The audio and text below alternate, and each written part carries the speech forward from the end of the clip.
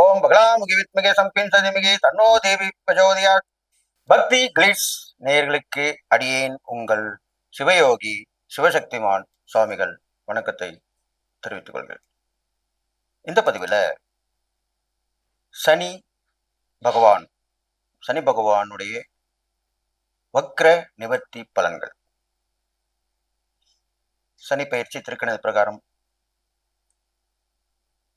ஆகி தொடர்ந்து நடைபெற்று வந்தது. தற்சமயம் சனி வக்ரமாக இருந்து வந்தது. அதனுடைய பலாபலன்களையும் பார்த்தோம்.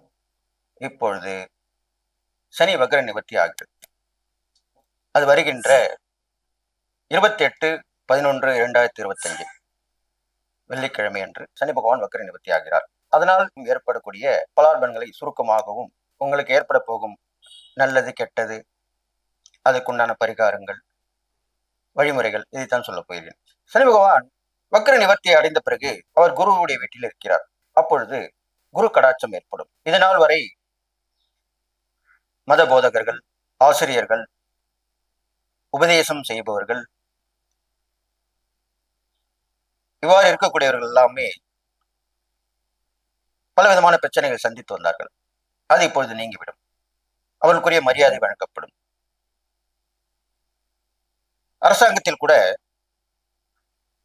ஆலோசகர் என்று பொறுப்பு கொடுத்து வகித்து வரும் அதிகாரிகள் கூட இப்பொழுது தன்னிலை பெற்று அரசாங்கத்திற்கு நல்ல விதமான கருத்துக்களை சொல்லுவார்கள், எடுத்து சொல்லுவார்கள், ஆலோசனை கூறுவார்கள். அதை பின்பற்றி நடக்கும் பொழுது அரசாங்கம் மக்கள் ஏற்ற ஒரு அரசாங்கமாக விளங்கக்கூடும். அதன் பிறகு பார்த்தீர்களானால் சனி பகவான் மீனராசியில் இருந்து கொண்டு தன்னுடைய 3ஆம் பார்வையாக ரிஷபராசியையும், தன்னுடைய 7ஆம் பார்வையாக கன்னிராசியையும், தன்னுடைய 10ஆம் பார்வையாக தனுசு ராசியும் பார்க்க இருக்கின்றார். அப்பொழுது ரிஷபராசியை பார்க்கும்போது ரிஷபராசிக்கு அதிபதி சுக்கிரன் சனி பகவானும் நண்பர்கள் தான். அப்பொழுது 3ஆம் பார்வையாக ரிஷபராசியை பார்க்கும் பொழுது எல்லோருக்குமே தைரியம், தன்னம்பிக்கை, துணிச்சல், எல்லாம் ஆற்றலும் விளங்கப்படும் மக்களுக்கு. ஆயினும் வாகன விபத்துகள் ஏற்படுறதுக்கு வாய்ப்பு இருக்கு. அப்பொழுது பிரயாணங்களிலே கவனமாகவும் எச்சரிக்கையாகவும் நடந்து கொள்ள வேண்டும். இல்லாமல் மக்களிடையே ஒருமித்த கருத்து உருவாகும். மக்கள் விமர்சனம் செய்வார்கள், யாரையும் விமர்சனம் செய்வார்கள். அரசாங்கத்தை விமர்சனம் செய்வார்கள், யார் தவறு செய்தார்களோ அவர்களையும் விமர்சனம் செய்வார்கள். இப்பொழுதெல்லாம் social media, Facebook, Instagram, YouTube, இப்படி பல்வேறு விதமான ஊடகங்கள் வந்திருக்கிறது.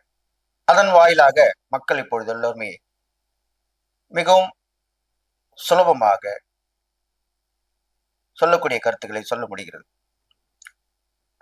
அவ்வாறு இந்த கருத்துக்கள் எல்லாமே இப்பொழுது பேசப்படும். அடுத்ததாக 7ஆம் பார்வையாக கன்னிராசி பார்ப்பதனால்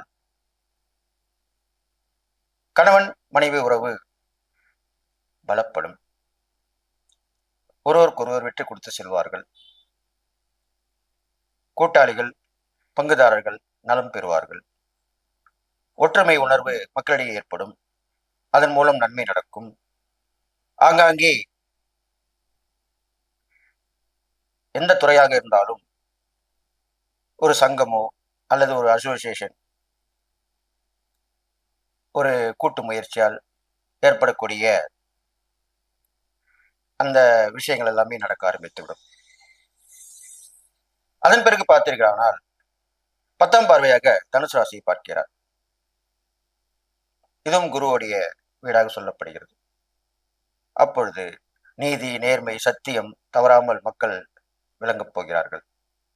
தொழில், வியாபாரம் சிறந்து விளங்கும். ஒரு பொருளை வாங்கி இன்னொரு இடத்துல விற்கும் பொழுது அதிக லாபம் அடைவார்கள். இந்த துறையில் உள்ளவர்கள் லாபம் அடைவார்கள்.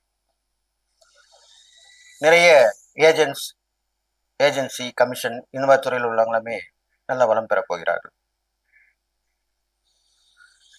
நாட்டுக்கும் உலகத்திற்குமே நல்ல ஒரு விஷயமாக இருக்க போகிறது.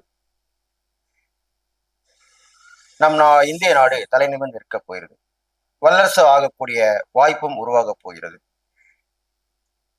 எல்லோருக்கும் முன்னுதாரணமாக இந்தியா திகழப் போகிறது.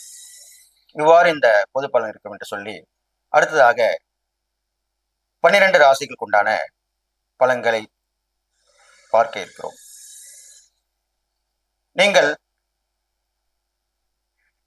உங்களுடைய சுய ஜாதகத்தை என்னிடம் அனுப்பி வைத்தீர்களானால், அதில் நடக்கப் போகும் தசாபுக்திகளை பார்த்து இப்பொழுது என்ன நடக்கிறது என்று உங்களுக்கு எதிர்காலத்தை பற்றியும் துல்லியமாக கூறி, உங்களுடைய பிரச்சனையிலிருந்து எப்படி நீங்கள் விடுபெற வேண்டும் என்பதையும் சொல்லி, உங்களுக்கு அந்த வழிகாட்டியாக இருந்து நான் சொல்ல முடியும். எனவே என்னுடைய கைபேசி வாயிலாக நீங்கள் என்னை தொடர்பு கொண்டால், கண்டிப்பாக என்னுடைய 50 வருட கால அனுபவத்தை வைத்து உங்களுக்கு என்னால் முடிந்ததை செய்து உங்களுக்கு நன்மை அளிப்பேன்.